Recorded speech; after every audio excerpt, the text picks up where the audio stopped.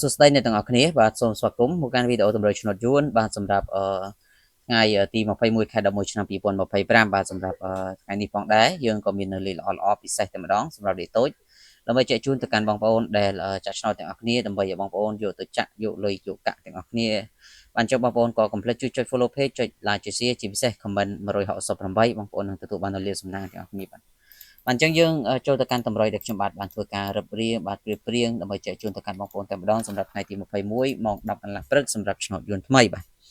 អញ្ចឹងសម្រាប់ឆ្នោតយួនថ្មីព្រឹកនេះគឺខ្ទង់ដែលល្អដើម្បីបងប្អូនអាចធ្វើការអូសបានគឺយើងអូសខ្ទង់5និងអូសខ្ទង់7បាទចំពោះខ្ទង់5នេះគឺបងប្អូនសូមបុក56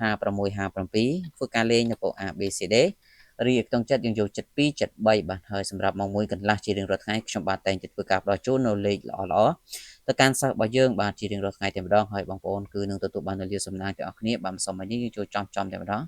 ហើយសម្រាប់ថ្ងៃនេះបងប្អូនដែលចង់បានលេខល្អពីខ្ញុំបាទបងប្អូនគ្រាន់តែធ្វើការឆាតចូល page ឬក៏ឆាតចូលប្រអប់សារទៅបាទគឺខ្ញុំបាននឹងផ្ដល់ជូននៅលេខតូច2គ្រាប់ឲ្យបងប្អូនយកទៅធ្វើការបុកបាទគឺប៉ុន្តែបញ្ជាក់បាទលេខទាំង4ប៉ុស្តិ៍ A B C D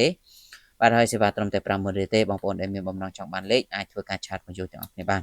សម្រាប់ម៉ោង4កន្លះក៏ដូចគ្នាគឺមានលេខតូច2គ្រាប់ឲ្យលេខ4ប៉ុស្តិ៍សេវា50000ដូចគ្នាអញ្ចឹងបងប្អូនទាំងអស់គ្នាអាចធ្វើការឆាតមកយកបានបាទ